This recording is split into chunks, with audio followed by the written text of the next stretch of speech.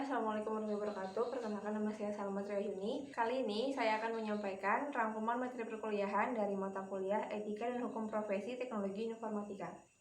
Pertemuan pertama tentang pengenalan pengantar hukum dan etika profesi teknologi informasi. Ada 3 pendapat terkait pengertian hukum yang diberikan oleh 3 ahli. Yang pertama dari Ahmad Ali menjelaskan bahwa hukum merupakan norma yang mengatur mana yang benar dan mana yang salah, yang eksistensi atau perbuatannya dilakukan oleh pemerintah, baik itu secara tertulis maupun tidak tertulis, dan memiliki ancaman hukuman bila terjadi pelanggaran terhadap norma tersebut. Yang kedua, dari Plato, menjelaskan bahwa hukum merupakan sebuah peraturan yang teratur dan tersusun dengan baik serta juga mengikat terhadap masyarakat maupun pemerintah. Kemudian yang ketiga, dari Profesor Dr. Van Kan, berpendapat bahwa hukum adalah keseluruhan peraturan hidup yang bersifat memaksa untuk melindungi kepentingan manusia di dalam masyarakat. Kemudian unsur-unsur hukum. Unsur hukum yang pertama, hukum mengatur tingkah laku atau tindakan manusia dalam kehidupan bermasyarakat yang berisikan perintah atau larangan. Yang kedua, peraturan hukum ditetapkan oleh lembaga atau badan yang berwenang. Hukum tidak boleh dibuat oleh orang biasa melainkan oleh lembaga yang berwenang. Sifat hukum ini bersifat mengikat masyarakat secara luas. Kemudian yang ketiga, penegakan aturan hukum tersebut harus bersifat memaksa, di mana peraturannya bukan untuk dilanggar, melainkan untuk dipatuhi. Kemudian yang keempat, memiliki sanksi di setiap pelanggaran. Sanksinya tegas dan teratur dalam peraturan hukum. Kemudian tujuan hukum. Yang pertama, sifat dari tujuan hukum ini universal, di mana terdapat hal seperti ketertiban, ketentraman, kedamaian, kesejahteraan, dan kebahagiaan dalam tata kehidupan bermasyarakat.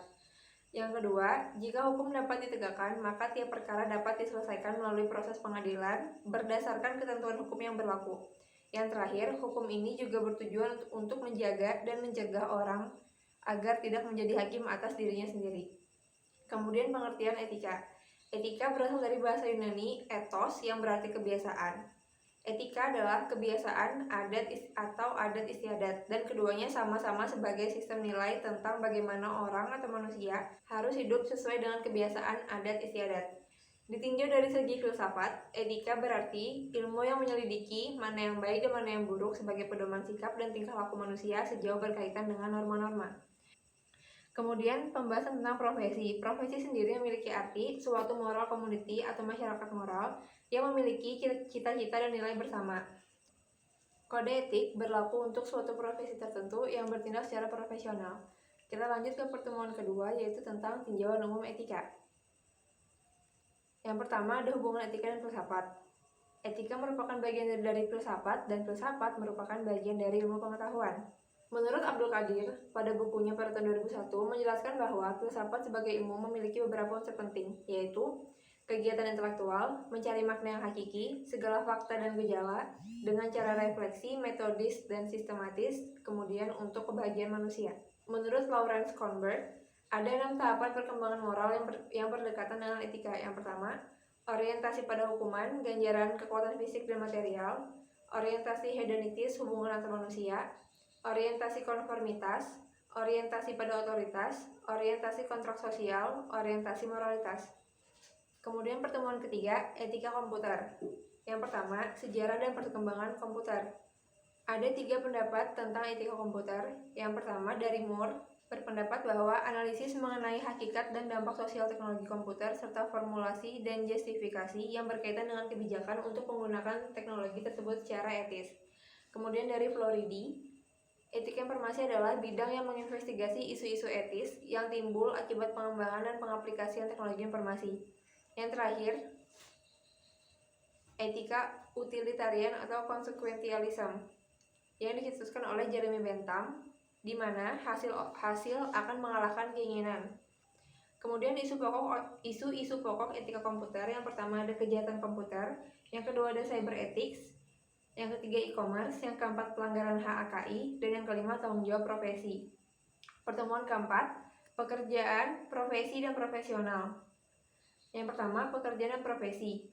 Sumaryono menyatakan bahwa setiap wujud kerja dan pekerjaan mempunyai 4 macam tujuan, yaitu memenuhi kebutuhan hidup, mengurangi tingkat pengangguran dan kriminalitas, melayani sesama, dan mengontrol gaya hidup. Kemudian profesi dan profesionalitas. Profesi merupakan bagian dari pekerjaan, tetapi tidak semua pekerjaan adalah profesi. Kemudian, profesi adalah pekerjaan yang mengandalkan keterampilan atau keahlian khusus yang tidak didapatkan pada pekerjaan-pekerjaan pada umumnya. Ciri-ciri seseorang yang profesionalitas adalah bertanggung jawab, berpikir sistematis, menguasai materi, berkomitmen tinggi, dan menjadi bagian dari masyarakat profesional tersebut. Kemudian, standar ukur profesional. Menurut Gilley dan England, perspektif pendekatan yaitu pendekatan berorientasi filosofis, pendekatan perkembangan bertahap, pendekatan berorientasi karakteristik, dan yang terakhir pendekatan berorientasi non-karakteristik. Pertemuan kelima membahas tentang profesi di bidang teknologi informasi. Yang pertama, bidang perangkat lunak atau software, di mana ruang kerjanya adalah sistem analis, programmer, web designer, dan web programmer.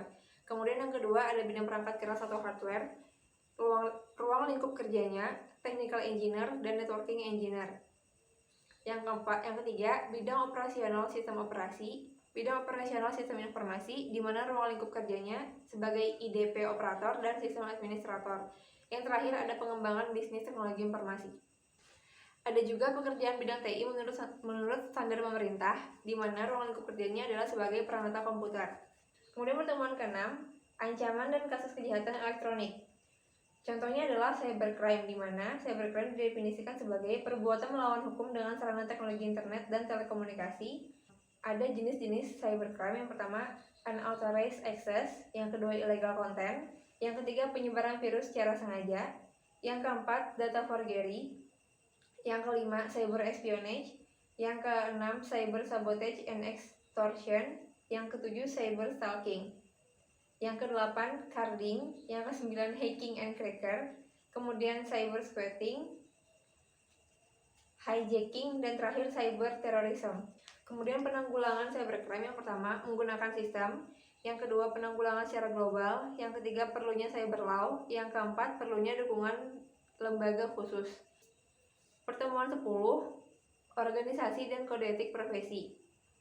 Pembentukan organisasi profesi memerlukan 4 kebutuhan dasar. Yang pertama, kredibilitas, yang kedua profesionalisme, yang ketiga kualitas jasa, dan yang keempat kepercayaan.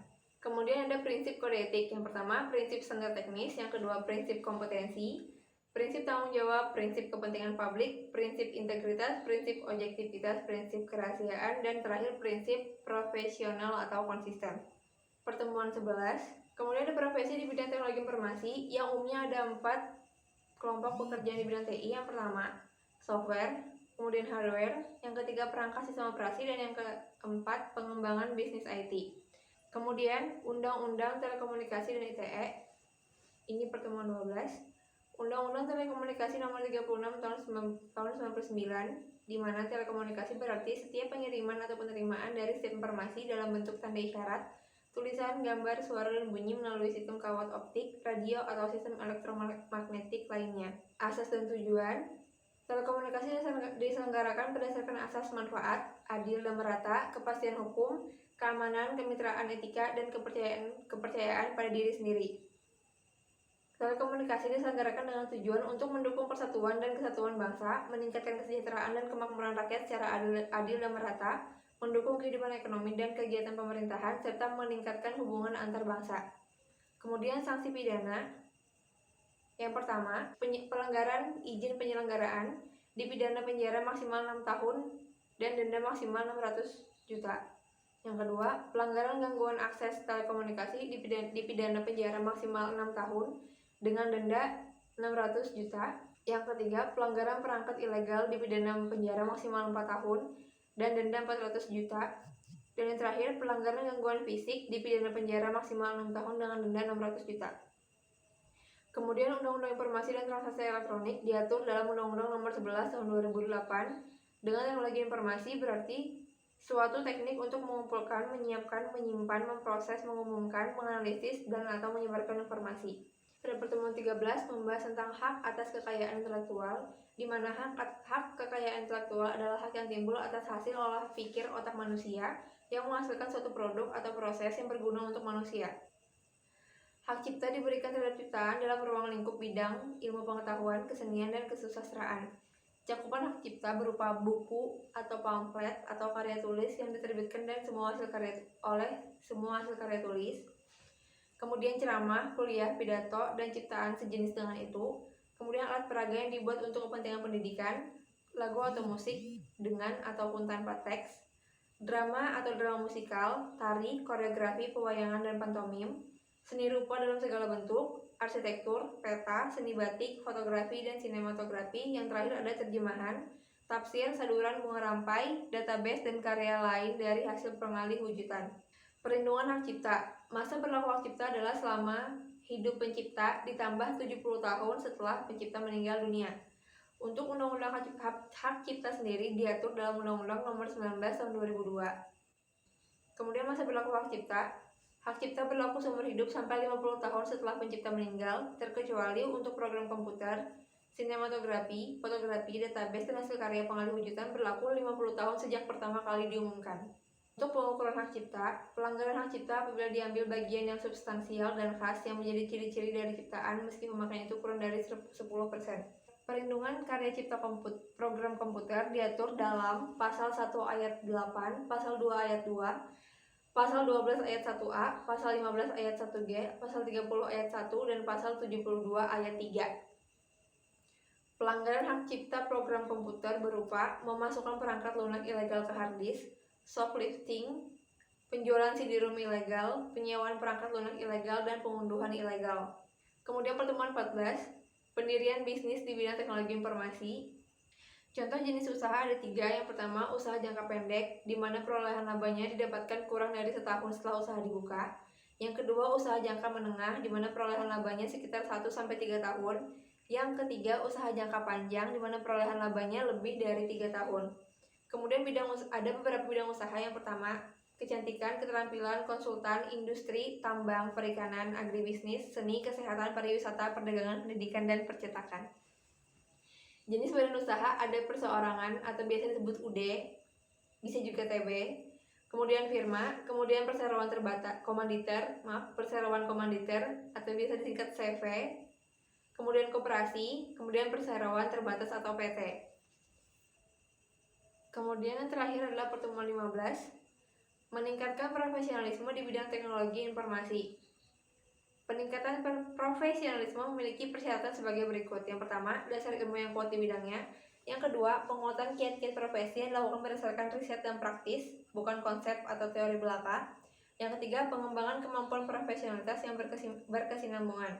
Oke, sekian penjelasan rangkuman materi perkuliahan Etika dan Hukum Profesi Teknologi Informasi dari saya. Sekian dan terima kasih. Assalamualaikum warahmatullahi wabarakatuh.